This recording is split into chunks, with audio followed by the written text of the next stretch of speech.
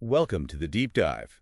Today we're jumping into some really unsettling source material and archive that details, well, the total collapse of civilization.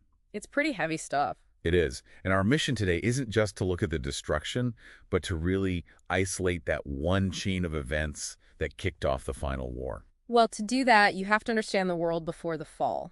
The sources call it total diplomatic paralysis. A Cold War, but colder. You could say that, more like a liquid nitrogen freeze.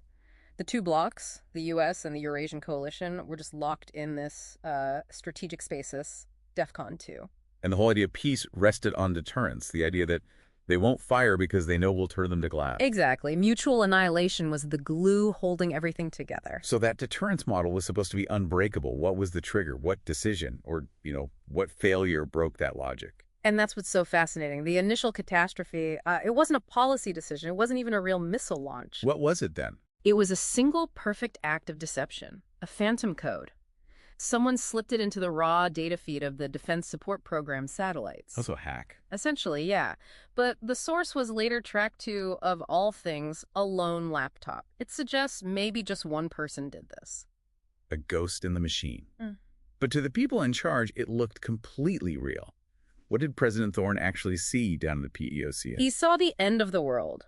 NORAD screens just lit up with what they called a massive thermal bloom.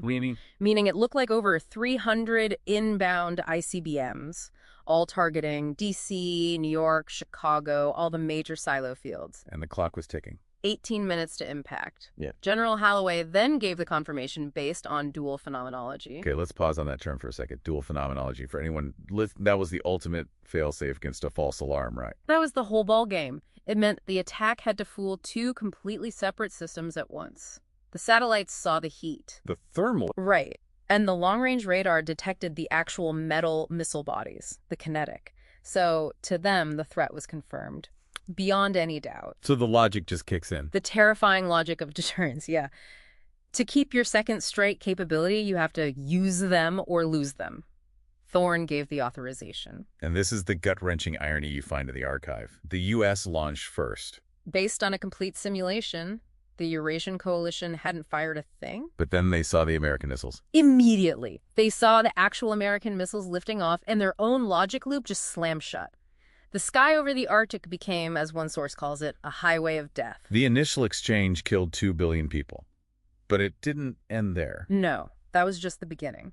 What followed was the War of the Ashes. 50 years of conventional battles, biological weapons, and just pure hatred that reduced humanity to less than 1%. Which brings us 52 years after the collapse, to Elder Eris Thorne. A descendant of the very president who pushed the button. And he's the last keeper of the old tech down in Sanctum Bunker. Yeah. He's driven by one thing, right? Just one thing. Finding the unit that launched the first missile. He needs a name, a specific target for 50 years of vengeance. And he finds the truth buried in the NSA black box recordings. He does. He's doing this deep forensic work. He pulls up the tactical map, which shows these perfect, sharp heat signatures of the inbound missiles. Right. And then he overlays the meteorological data for that exact moment. And that's it. That's the aha moment.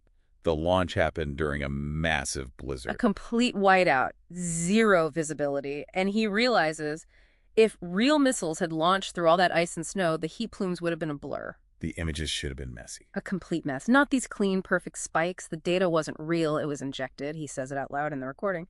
We fired at a movie, a simulation. So the entire 50-year retribution campaign was based on a lie. A perfect lie. Yeah. The world didn't end because the weapons were too powerful.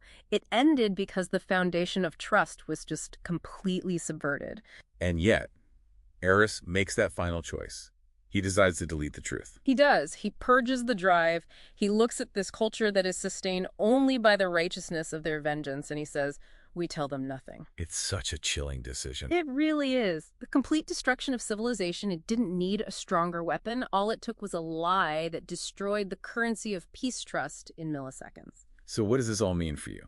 The source material leaves us with this final chilling thought. Eris closes his eyes and says, the war is over, but we lost it 50 years ago. So the question is, did the survivors lose the world when the bombs fell, or did they lose it when the truth was permanently deleted?